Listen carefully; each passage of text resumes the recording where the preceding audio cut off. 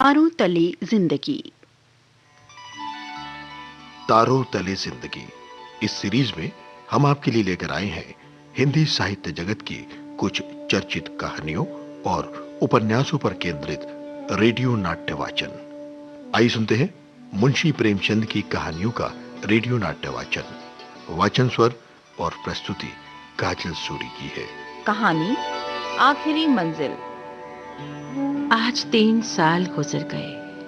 यही मकान, यही बाग, यही गंगा का किनारा, यही संगमरमर का हौस, यही मैं हूं और यही दरो दीवार।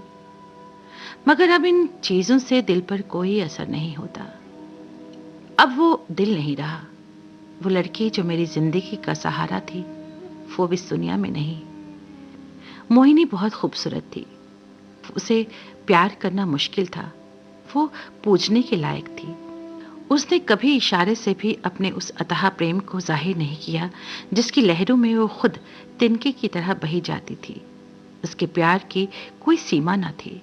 उसके लिए प्रेम का लक्ष्य मिलन है, प्रेम वासना नहीं। मोहिनी का प्रेम वो प्रेम था जो मिलन में भी वियोग के मजे लेता है। वो कहती थी, मिलन प्रेम का आदि है, अंत नहीं। शाम का वक्त था। दिन और रात गले मिल रहे थे। ठंडी ठंडी हवा और मस्त घटाएं हृदय के किसी कोने में सोए हुए प्रेम के भाव को जगा रही थी। वो मतवालापन जो उस वक्त हमारे दिलों पर छाया हुआ था, ऐसा मालूम होता था कि उस मस्ती के आलम में हमारे दिल बेताब होकर आंखों से टपक पड़ेंगे।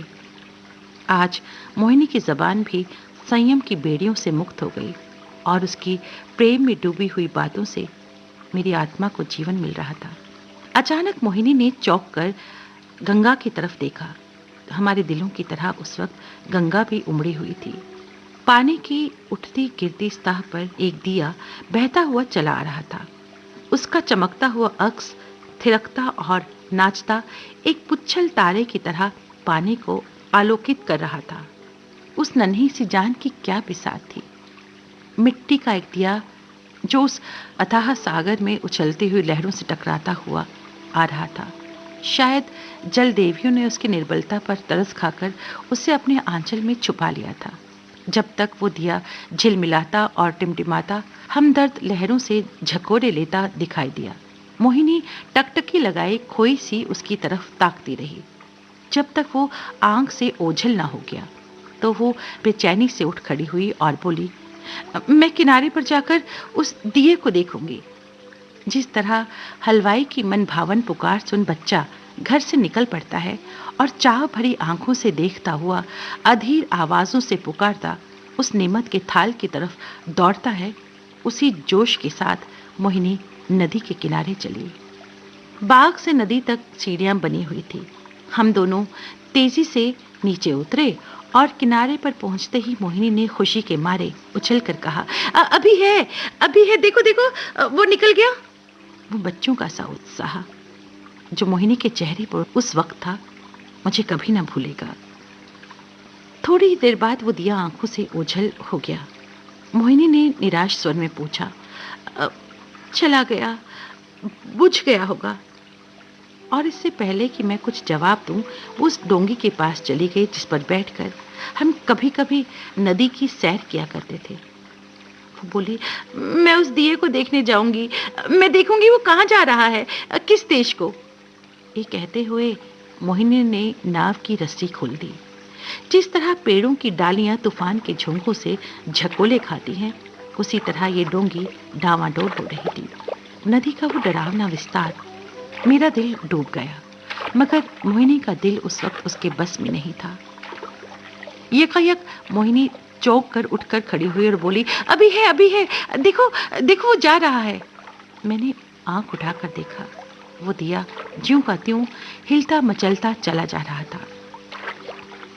उस दिए को देखते हुए हम बहुत दूर निकल गए। मोहिनी ने ये गीत गाना शुरू किया, मैं साजन से मिलने चली, साजन बसत कौन सी नगरी, मैं बोरी ना जानू,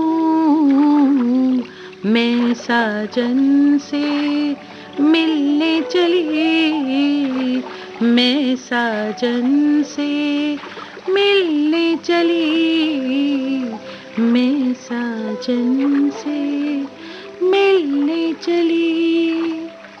कैसा तड़पा देने वाला गीत था और उसकी दर्द भरी रसीली आवाज। मोहिनी खामोश हुई तो चारों तरफ सन्नाटा छा गया। मैं इस गीत से इतना प्रभावित था कि जरा देर के लिए मुझे ख्याल ना रहा कि मैं कहाँ हूँ और कहाँ जा रहा हूँ। अचानक मोहिनी ने कहा, उस दिए को देखो। मैंने दिए की तरफ देखा। उसकी रोशनी मंद हो गई। आयु की पूंजी खत्म हो चली थी। आखिर वो एक बार जरा भभका और बुझ गया। जिस तरह पानी की बूंद नदी में गिरकर गायब हो जाती है, उसी तरह अंधेरे के फैलाव में उस दिए की हस्ती गायब हो गई। मोहिनी ने धीमे से कहा, अब नहीं दिखाई देता, बुझ गया। ये कहकर उसने ठंडी सांस ली। दर्द उमड़ गया, आंसुओं से गला फंस गया। जुबान से सिर्फ इतना निकला, क्या क्या यही उसकी आखिरी मंजिल थी? और उसकी आंखों से आंसू गिरने लगे।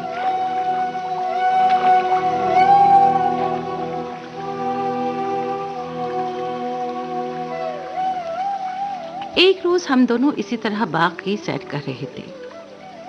चांदनी खूब छिटकी हुई थी।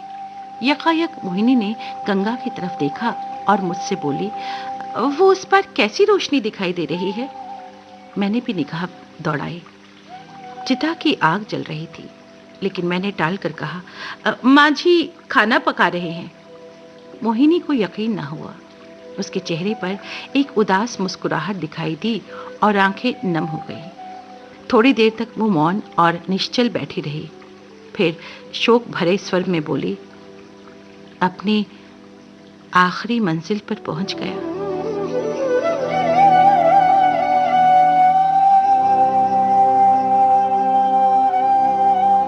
कहानी आखिरी मंजिल।